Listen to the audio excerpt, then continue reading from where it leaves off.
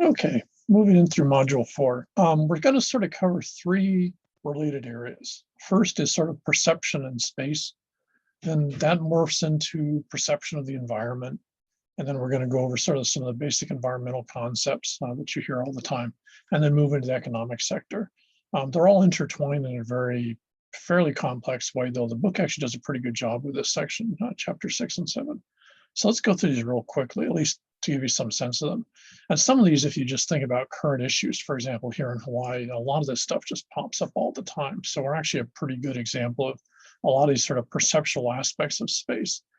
It's important to remember that, again, is right from the beginning of the semester, is perception defines reality.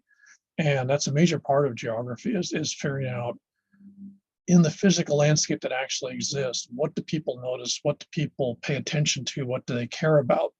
And what that usually means is also how they identify with it.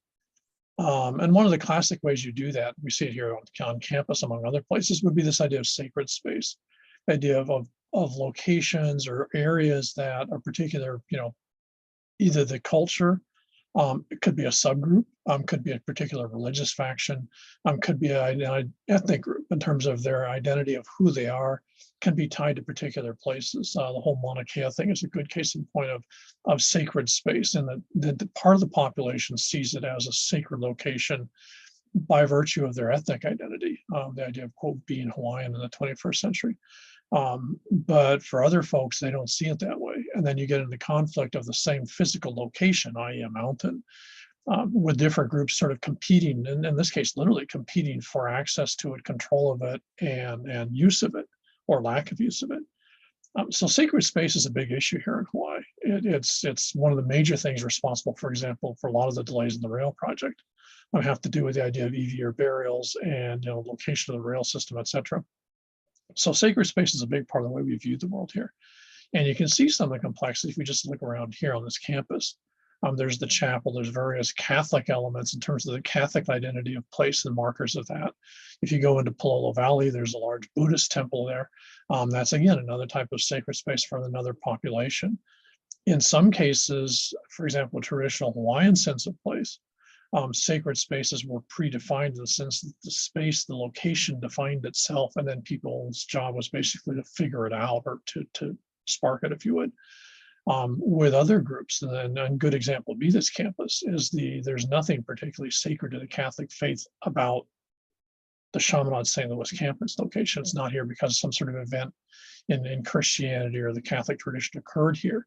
The brothers moved out here from River Street, i.e. down in downtown, not Chinatown, because they wanted a place that was more distant from the urban center to, for example, a boarding school. So in that case, they move out here and then they make this place religious. So there was nothing in the Catholic tradition that made this place a sacred space. By the time they're done with it, they've got the chapel built and all the rest of the stuff, and then it becomes a sacred space. So this is a good example of how perception drives this for many groups. The location is by its definition sacred, and the job of the population around there, whether it be ethnic or society or culture, is to basically, sort of identify things that are already on the landscape. For other groups who see themselves as migratory, and that would include, for example, the Catholic faith here, you're coming from somewhere else. The Marianist order, I think, originally came over here from their base, which was in Ohio. So they're coming over here to Hawaii, and there's nothing sacred, to their theological tradition about this place. They make the place sacred. So, the very basic relationship that people have with land or people have with the landscape is radically different from one group to the next. And this is a huge source of conflict in the United States, especially because the United States, by tradition, is a society which largely consists of migrants from somewhere else. So they're going to bring their sacred concepts with them, but they're not going to have them identified in the landscape because they don't have any history of the landscape. By contrast, if you're Native American, Native Alaskan, or for example, here Hawaiian, then the landscape is its set of traditions and you're not from somewhere else. And so the landscape is sacred by virtue of its existence. And that makes for an enormous amount of conflict between, if you've got one group that says a place should be sacred and therefore this should be done, and another group says, well, no, that should be a subdivision or a factory or observatory or whatever.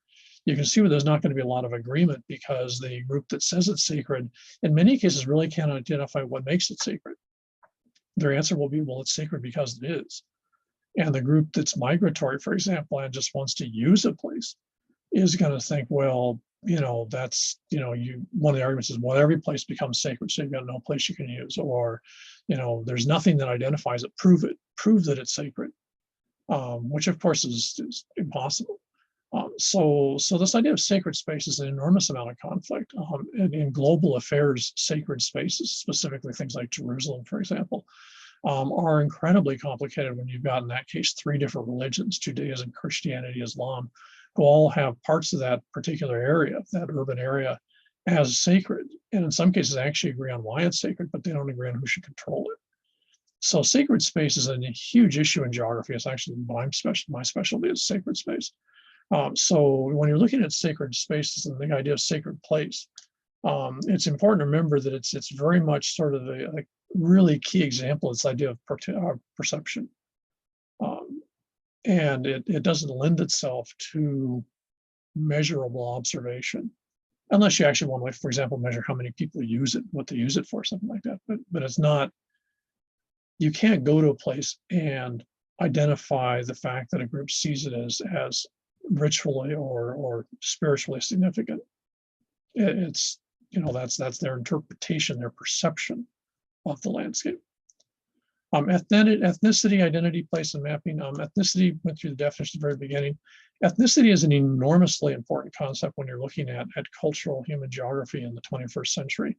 If you went back 50 years, and in fact, even in the text, which is from 15 years ago, there's a tendency to use the word culture. In fact, the branch that I'm in is called cultural geography. It should probably actually be called social geography, or in some cases, maybe even ethnic geography, which is what some geographers call themselves now. Because for much of the world's population, they really don't see themselves as part of a cultural group. Now, the huge exception that came up a little bit in one of the videos would be the idea of the Chinese. The Han Chinese see themselves as a cultural group, and that's pretty accurate. But for most of the rest of the world's populations, it would be more accurate to define them as ethnic. And the key, remember, to go back to that definition at the beginning, ethnicity it requires 2 things. Ethnicity requires what someone identifies themselves as. In other words, if you ask me, what am I? It's what my response is. The second part, and this is the key part, is that ethnicity also means that whatever that group is that I say I'm a part of, that group accepts me as a member. So ethnicity is not just self-perception. Ethnicity is a combination of self-perception on one hand and group validation on the other. It requires both for someone to be ethnic. And there's been a number of cases in the last couple of years of people who say there's something and they're not. There's some lady in Washington who said she was African American, and then it turned out she wasn't. But her argument is she identifies with that group, but now that group says that she's not a member. So ethnicity requires both. If you say, for example, that you're Japanese and that's your ethnicity, then that requires, one, that you believe that you actually feel yourself as being Japanese. But second, it requires the population, for example, here that are local Japanese, to accept you as a member. So ethnicity is not just who I think I am. It requires that validation part. Now but the key thing to remember with this also, it doesn't require anything else. So ethnicity does not require that you have a shared language. Ethnicity does not require that you have a shared, rituals or belief system, or a shared, concept of much about anything. This makes ethnicities very complex, because what you see here in Hawaii is a classic example. Ethnicity can have a wide range. And again, Hawaiian's the most visible one, simply because it ends up in the news all the time. But if you think about it, you can have folks who are Hawaiian, like the people I work with in East Maui, where the population still speaks Hawaiian largely, and English is a second language. And they still exist in a, not a traditional lifestyle, but they exist in what you could argue in some ways is a pretty representative 20th, 21st century version of a Hawaiian social lifestyle. In contrast, you get someone who's here, who works for Kamehameha Schools and is part Hawaiian, who, lives in a condo in Kaka'ako, drives a car and does all this stuff, and then wouldn't know how to farm because they buy their food from Whole Foods. They can still be Hawaiian. So, what makes someone that group? Well, who they say they are and whether the group accepts them as a member. And to be honest, from island to island, who is Hawaiian, can vary tremendously depending if you're a rural area in East Maui, if you're in urban Honolulu or whatever, that can vary. And that's what makes ethnicity such a complicated thing, because ethnicity isn't a set of checked boxes where, you can't test someone for their ethnicity. You can't say, well, you don't speak the language, therefore you're not part of this ethnic group. That's totally fallacious. On the other hand, what do become the parameters? Well, collective, the group accepts you. Second, you say you are, and that's it. And this makes ethnicity a tremendously confusing issue, given the fact that, especially in the United States, but also in Europe and a lot of other places, most people identify themselves ethnically. They do not identify themselves as part of a larger cultural group or a social group, and there's not necessarily a particularly good, set of parameters in terms of what makes that someone part of that ethnic group. So it's important to remember that. Key then is what you frequently find with ethnicity is ethnicity gets, in a very complicated but also pretty simplistic way, ethnicity gets tied to location, ethnicity gets tied to place. And for many groups, ethnic identity, especially in the 21st century, is tied to location or place. And again, Hawaii is one of the classic examples of that. Now, what you also find then is when groups move, and again, the American history of migration, for example, even the maps here in Hawaii, if you go back and look at the maps that you have from the beginning of the semester about, for example, the named places in Palo and Waititi, as a new group comes to control, especially if they migrated in, one of the things they very frequently will do is change the names of things, because naming is ownership. This is that thing of toponymy I mentioned before. And so mapping becomes a way that a group validates the fact that their version of the world is accurate. So for example, the Europeans come in and they call, the northern part of their, American continents is North America, which was named after Amerigo Vespucci, who was a mapper and geographer back in the 1700s, whatever. So, no one asked the locals what they called the place. The Americas is not a word that people picked up when they were talking to Native Americans, here in the Caribbean or in Mexico or someplace. It is just a word that was from the folks that came over and felt that they controlled the part of the world, so bam, they name it. And that's how control works. When Leahi becomes Diamond Head, that's a reflection of the changing social political order here in the late 19th century, when the power moves from a Hawaiian monarchy system, and starts to move more to sort of a San Francisco-driven American system. Then what you find is the names of things get changed. Names that are hard for folks who aren't, Hawaiian or Asian to pronounce disappear, because people can't use them. They'll come up with another name that's easier to remember, or a name that's more marketable or image-wise works better. Leahi doesn't mean anything to the tourism industry. Diamond Head means a ton to the tourism industry, because people immediately, using English or even a lot of other European language, Diamond Head immediately pops, and they can visualize that. They can't visualize Leahi because they don't speak any Hawaiian and they're not familiar with the sourcing of the name. So mapping is a way that groups take charge of a landscape and control it.